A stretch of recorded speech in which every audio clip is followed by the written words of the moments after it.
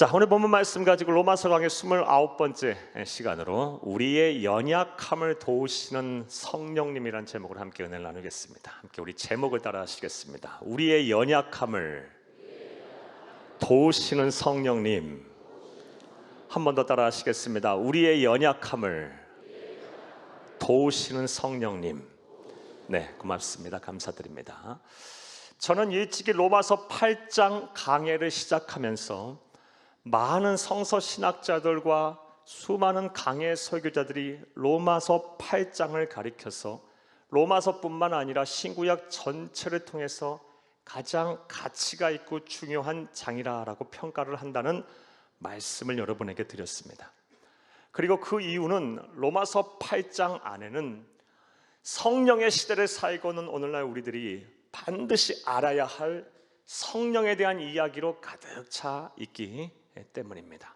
그리고 우리는 지난 몇 주 동안 예수를 그리스도 믿어 성령을 모시고 사는 사람들은 반드시 성령의 뜻대로 살아야 하는데 성령의 뜻대로 산다는 것이 무엇인지에 대한 말씀을 들었습니다. 이를 간단히 다시 한번 생각해 보면 다인 것 같습니다. 먼저 성령을 모시고 사는 사람은 반드시 육신에게 져서 육신대로 살면 안 됩니다.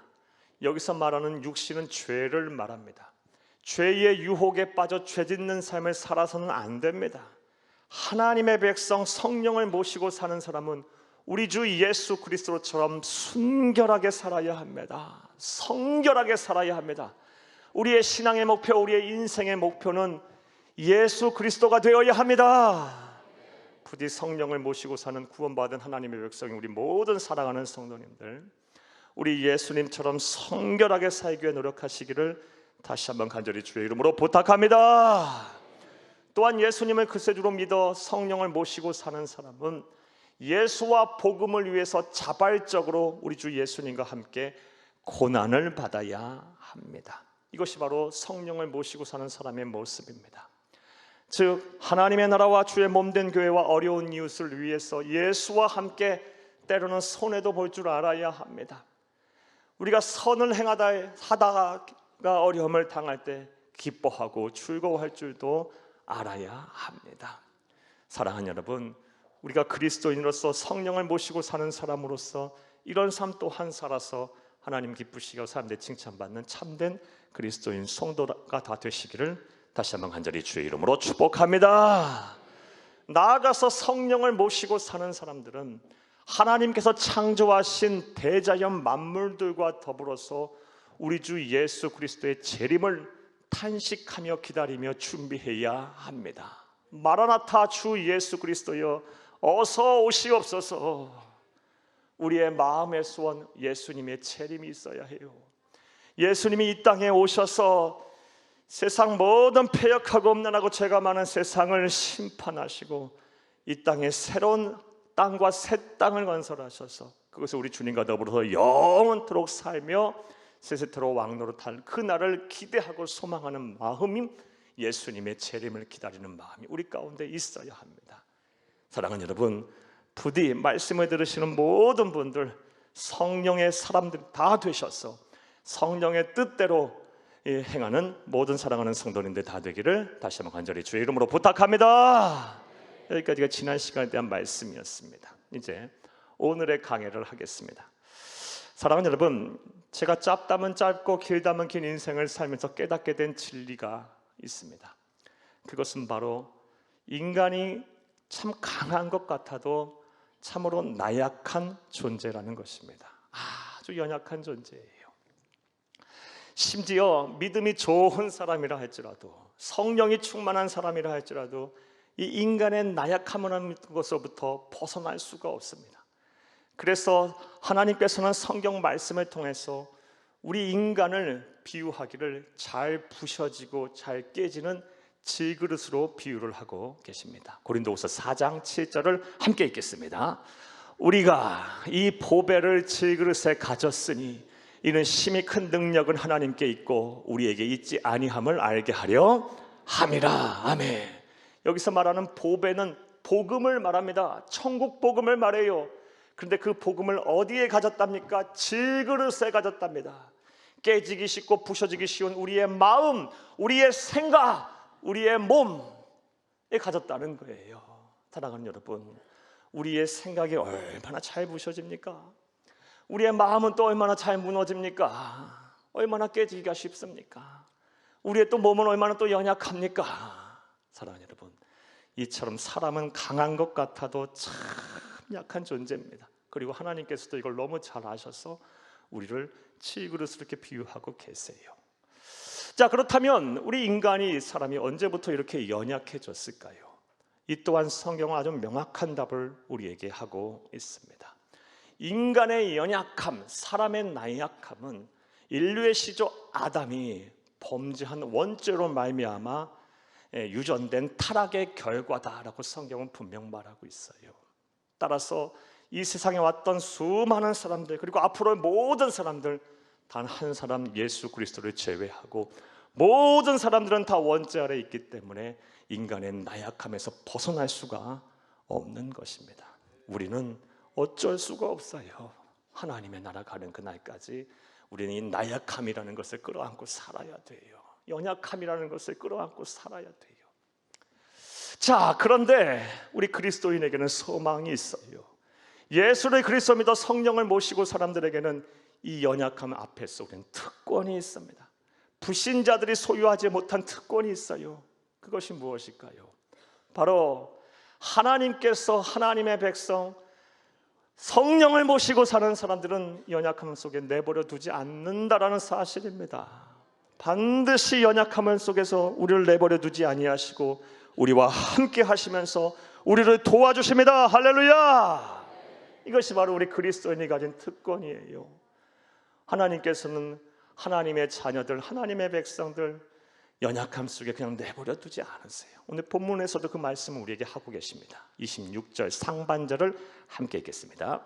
이와 같이 성령도 우리의 연약함을 도우시나니. 아멘. 이와 같이 성령도 우리의 연약함을 도우신다. 성령도 도우신다라는 것은 다른 누구도 돕고 계신다는 거예요. 누가 돕고 계세요? 성부 하나님도 우리를 돕고 계시고 성자 예수님도 함께 계시고 그분들의 명령에 따라 천군 천사도 우리를 돕고 계세요. 사랑하는 여러분, 무엇보다 성령 하나님의 주된 사역이 뭐예요? 우리의 연약함을 도우시는 일을 하고 계신 거예요. 그래서 성경을 보게 되면 성령 하나님을 지칭하여 보혜사라고 부르고 있어요. 요한복음 14장 26절을 함께 보겠습니다. 보혜사 곧 아버지께서 내 이름으로 보내실 성령, 그가 너희에게 모든 것을 가르치고 내가 너희에게 말한 모든 것을 생각나게 하리라. 아멘. 보혜사의 뜻이 무엇입니까? 헬라어로는 파라클레토스입니다. 파라는 뭐뭐 옆에서, 뭐뭐 가까이에서, 클레토스는 돕다라는 뜻이에요. 가장 가까운 곳에서 나를 돕는 영, 그분이 누구다? 성령님이에요. 우리가 예수를 그리스도 믿어 구원을 받은 그 순간 성령님께서는 우리의 마음과 생각, 우리의 심령에 들어오셔서 가장 가까운 곳에서 우리를 뭐 하고 계세요? 돕고 계세요. 그분의 크신 역할이에요.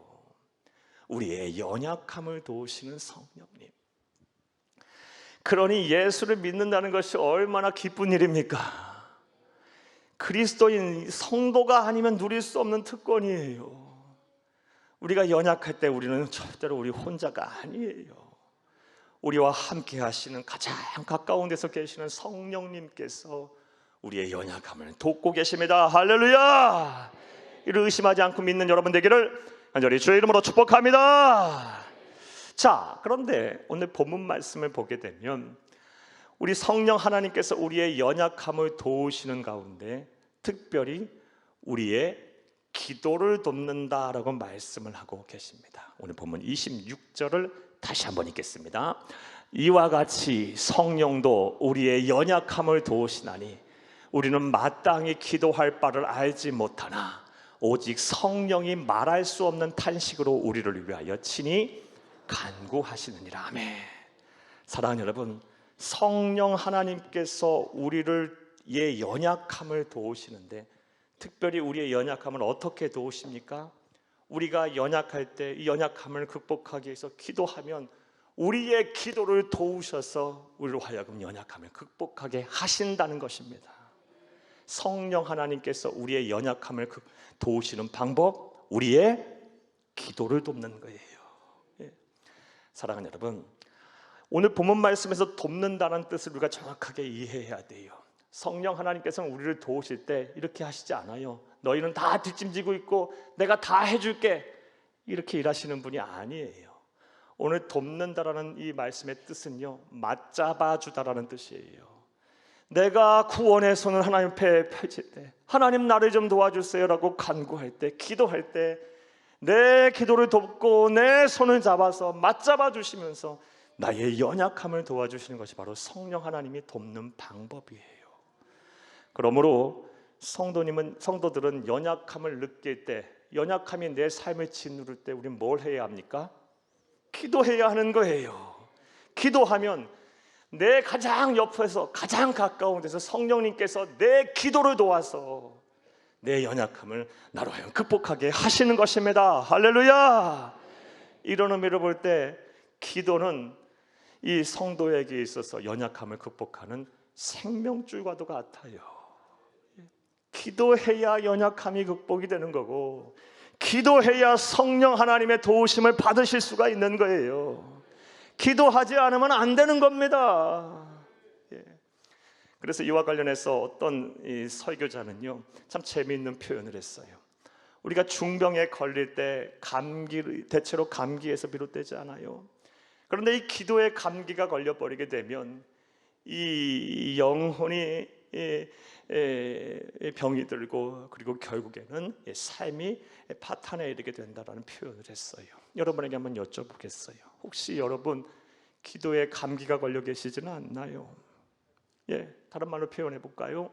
사랑하는 여러분, 기도에 대한 중요성을 간과하고 기도에 대한 습관이 들지 않아서 힘들고 어려울 때 기도하지 않고 계시지는 않나요? 또 다른 말로 또 표현해 볼게요. 영적인 침체에 빠져서 그동안 해왔던 모든 기도의 재단이 다 무너져 계시지는 않나요? 분명하게 다시 말씀드려요. 우리가 연약할 때 우리는 기도해야 되는 거예요. 기도하면 성령 하나님께서 우리의 기도를 도와서 우리가 연약함을 극복하게 하시는 거예요. 이게 바로 우리의 연약함을 도우시는 성령 하나님의 방법입니다. 그리고 오늘 저와 여러분이 들어야 될, 우리의 마음에 새겨야 할 하나님의 음성을 기억하시기를 간절히 주의 이름으로 축복합니다.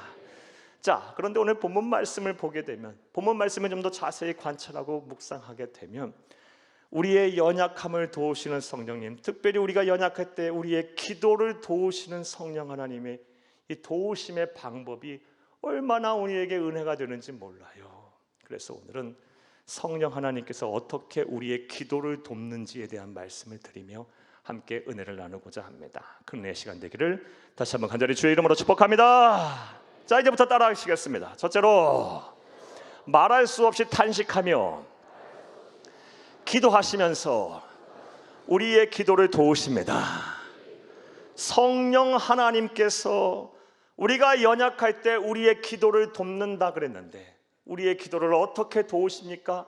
말할 수 없이 탄식하시면서 기도하면서 우리의 기도를 도우세요. 오늘 본문 26절을 함께 읽겠습니다.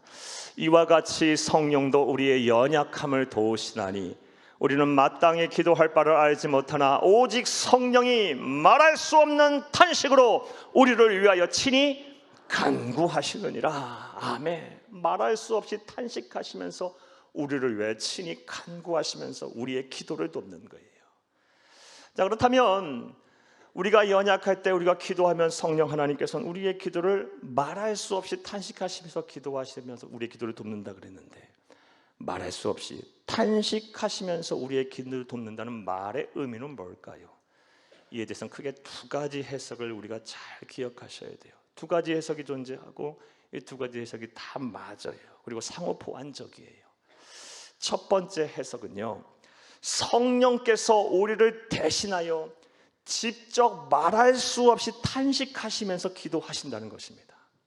성령께서 직접 탄식하시면서, 말로 표현할 수 없을 정도로 막 탄식을 하시면서 우리를 위하여 기도하신대요. 사랑하는 여러분, 성도가 이 연약함에 막 짓눌리게 되면 기도해야 산다는 것을 알면서도 기도한다는 것이 참 쉽지가 않아요. 기도해야 내 문제가 해결되고 기도해야 내가 살아날 수 있다는 거 알지만 기도의 자리까지 가기도 쉽지 않고요, 가서도 기도하기가 쉽지 않아요. 내 연약함이 막 적나라하게 드러나게 되면요, 가서 할 수 있는 것은요 막 한숨 쉬는 거, 그리고 너무 힘들어서 그냥 엎어져서 주여 주여, 이게 전부일 수도 있어요. 그런데 우리가 기도하면서 낙심할 필요가 없는 것은, 그러할 때, 내가 탄식하며 기도하지 못할 때 내 안에 계시는 성령님께서 말할 수 없이 탄식하시면서 직접 나를 대신하여 기도하신다는 겁니다. 이게 바로 우리의 기도를 도우시는 성령 하나님의 방법이에요. 성령 하나님께서 나를 대신하여, 내가 탄식하며 기도하지 못할 때 직접 나를 대신하여 탄식하며 기도하신다. 이것이 얼마나 큰 은혜입니까? 생각해보면 정말 큰 은혜예요. 한번 생각해 보세요. 사랑하는 여러분, 성령 하나님이 어떤 분이십니까? 나의 모든 상황과 형편을 잘 아시는 분이에요. 나의 모든 생각과 마음까지도 꿰뚫어 보고 계시는 분이에요. 영원 속에 계시는 분이에요. 그리고 무엇보다 나보다 나를 더 사랑하시는 분이에요. 그런 분이 나를 대신하여, 내가 탄식하며 기도하지 못할 때 직접 나를 대신하여 탄식하시며 기도하신다면 얼마나 내 사정과 형편을 잘 아시면서 공감하시면서 기도하시겠어요. 그러니 이것이 얼마나 큰 은혜예요. 사랑하는 여러분, 무엇보다 성령이 말할 수 없이 탄식하시며 기도하면서 우리의 기도를 돕는 것, 직접적으로 이렇게 기도하신다는 것이 우리의 은혜가 되는 이유는 다음과 같은 이유 때문이에요. 사랑하는 여러분, 오늘 본문 말씀에서 탄식하다의 헬라어 원어가 스테낙모스라는 단어예요. 스테낙모스. 이 단어의 정확한 뜻은요, 창자가 끊어지는 고통을 느끼다예요. 단장의 슬픔, 창자가 끊어지는 고통을 느끼면서까지 기도하시는 거예요. 누구를 위해서?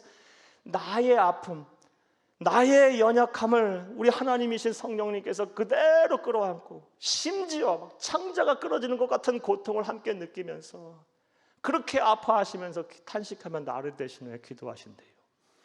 사랑하는 여러분, 세상에 누가 나를 위해서 그렇게 기도하겠어요? 여러분을 위해서 이렇게 기도하는 사람 단 한 명이라도 있나요? 솔직히 말해서 한 분도 없을 거예요. 누가 나를 위해서 이렇게 창자가 끊어질 정도로 막 아파하면서 나를 위해서 이렇게 애통하면서 눈물 흘리면서 날마다 기도하나요, 여러분? 그런데 성령 하나님께서 내가 연약해서 탄식하며 기도하고 싶을 때, 탄식이 나오지 않고 어찌할 바를 모를 때 말할 수 없이 탄식하시며 직접 나를 위해 이렇게 기도하신다니, 이것이 얼마나 우리의 큰 은혜이자 축복입니까? 할렐루야. 그러므로 여러분, 아무리 힘들고 어려워도 여러분 기도의 자리에 가세요. 그리고 그곳에서 여러분 힘들고 어려우면 그냥 한숨만 쉬어도 괜찮아요. 그냥 엎어져 계셔도 괜찮아요. 왜냐? 여러분 안에 계신 성령님께서 여러분이 탄식하지 못할 때 여러분을 위하여 대신 직접 탄식하시며 기도하실 것이기 때문이에요. 이런 은혜가 저와 여러분 가운데 있음을 꼭 기억하시기를 간절히 주의 이름으로 축복합니다. 또한 말할 수 없이 탄식하며 기도하시면서 우리 기도 돕는다는 또 다른 의미는 뭘까요? 또 다른 의미는요, 성령께서 우리에게 힘을 주셔서 이전보다 더 힘있게 탄식하며 기도하게 하신다는 것입니다. 첫 번째 해석이 뭐라고요? 내가 탄식하지 못할 때는 직접 당신께서 탄식하며 기도하시고, 또 다른 해석은요, 나에게 힘을 불어넣어서 주셔서 이전보다 더 힘있게 탄식하며 기도하게 하신다는 것입니다. 사랑하는 여러분, 이와 관련해서는 죄송하지만 제 얘기를 좀 해드릴게요. 저 또한 목사지만 여러분과 그렇게 다르지 않아요. 사랑하는 여러분, 저의 연약함이 제 삶을 이렇게 짓누르고 적나라하게 드러날 때가 되면 기도해야 산다는 걸 알지만 기도의 자리에 가서 탄식하며 부르짖고 기도하는 것이 쉽지가 않아요. 그냥 세상 아무 낙이 없는 사람처럼 그냥 앉아있을 때가 많아요. 그런데 그럼에도 불구하고 기도하기를 계속하면 20분이고 30분이고 40분이고 계속 멈추지 하다 보면요, 놀라운 일들이 일어나요. 어느 생각부터 막 힘이 생겨서 처음 기도할 때는 풀이 완전히 죽어서 세상 낙이 없는 사람처럼 앉아 있었는데 어느 순간에 막 부르짖고 기도하고 있어요.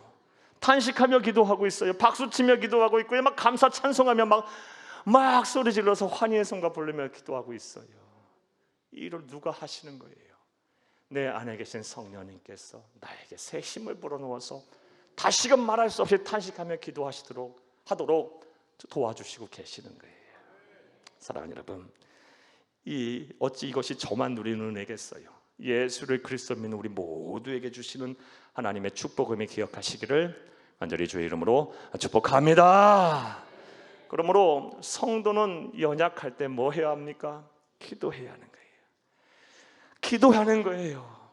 아무리 힘들고 어려도 그 기도의 자리에 그냥 쇠푸덕 주저앉아 있어도 돼. 힘들면 그냥 살려달라고만 해도 돼. 그냥 하소연만 해도 돼. 그냥 하나님의 이름만 불러도 돼.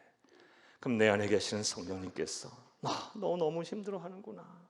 대신 탄식하시며 기도하실 것이고 또 새 힘을 불어넣어 주셔서 우리로 하여금 더 힘있게 탄식하며 기도하게 하셔서 결국 우리의 연약함을 극복하게 하실 것입니다. 이런 은혜와 실천이 저와 여러분 가운데 있기를 간절히 주의 이름으로 축복합니다.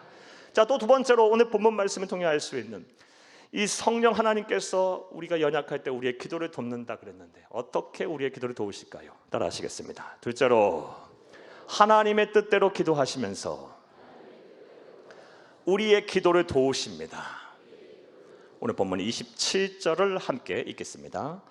마음을 살피시는 이가 성령의 생각을 아시나니 이는 성령이 하나님의 뜻대로 성도를 위하여 간구하심이니라. 아멘. 마음을 살피시는 이가 누굽니까? 하나님이시죠. 성부 하나님, 성자 예수님.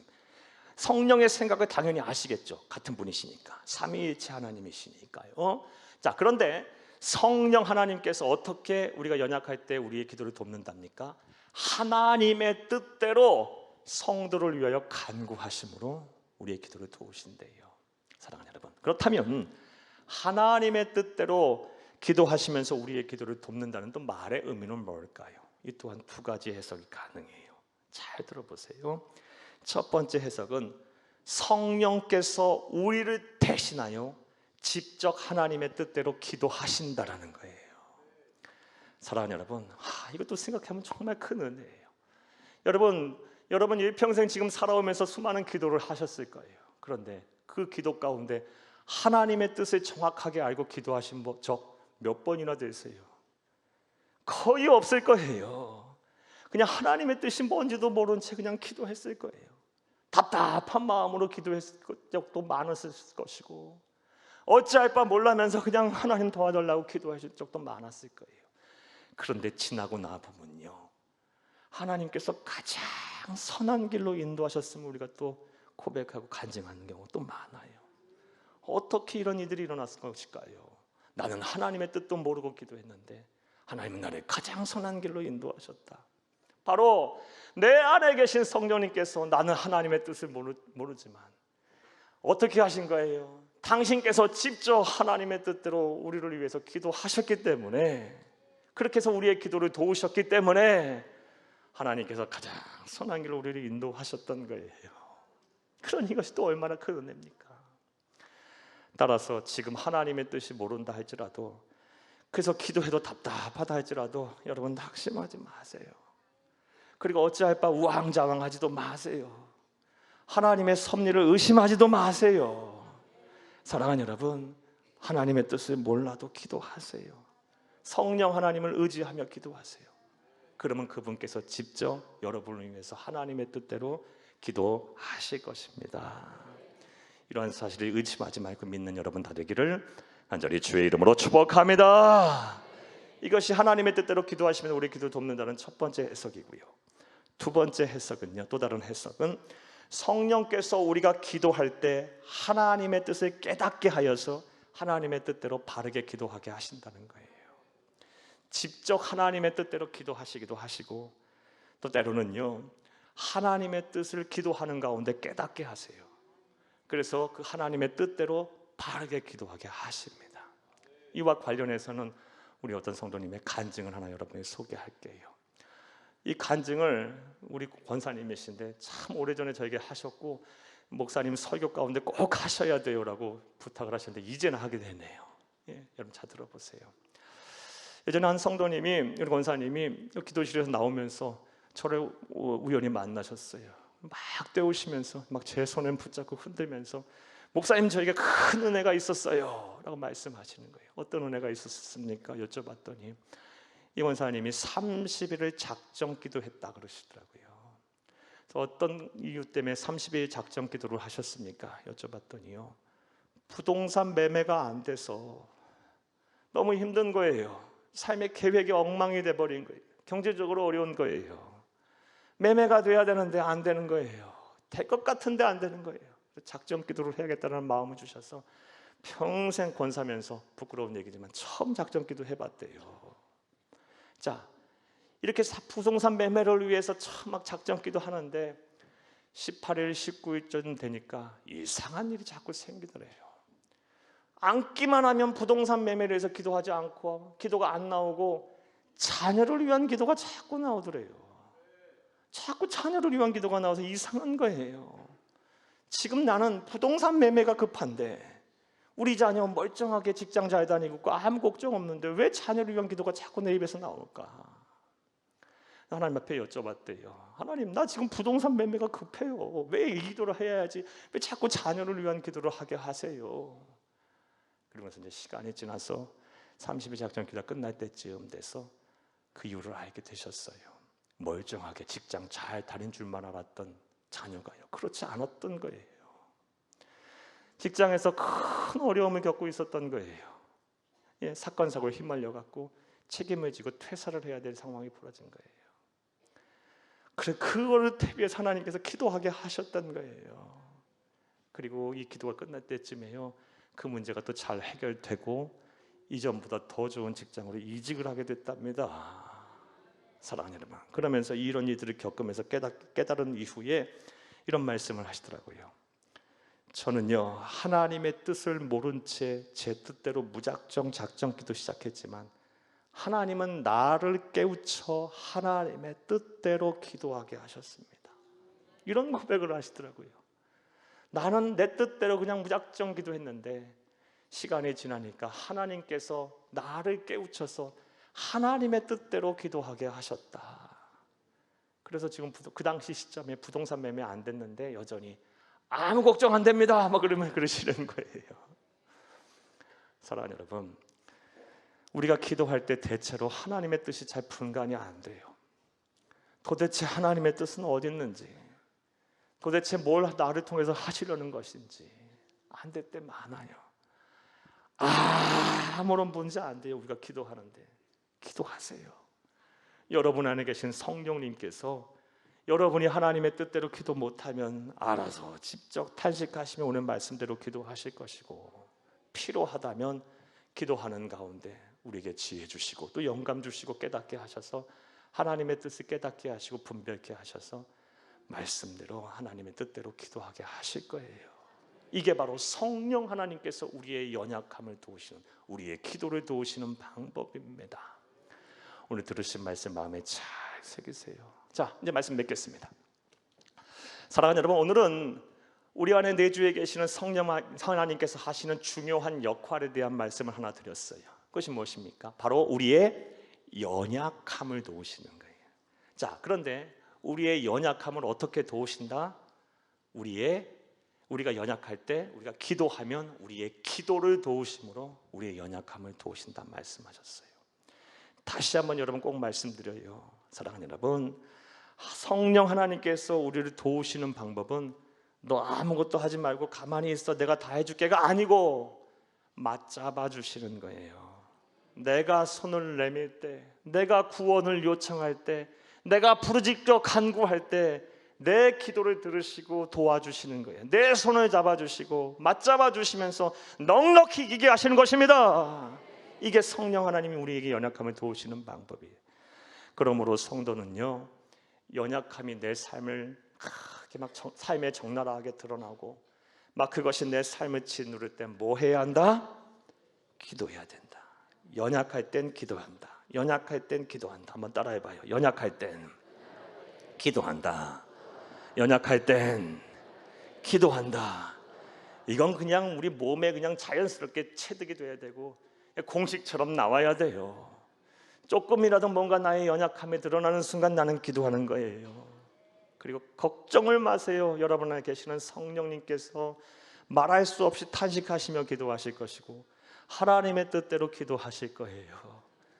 이제 사랑하는 여러분, 여러분의 연약함이 찾아올 때마다 이 말씀 잘 기억하고 반드시 기도하세요. 그러면 하나님께서 여러분의 연약함을 이 성령 하나님께서 일하시는 도구로 바꿀 것이고, 그리고 여러분의 연약함을 여러분의 장점으로 변화시킬 것이며 승화시킬 것이며 여러분의 연약함을 자랑케 하실 것입니다. 이런 은혜와 복이 저와 여러분의 복이 되고 축복이 되기를 간절히 주의 이름으로 축복합니다. 축복합니다. 축복합니다.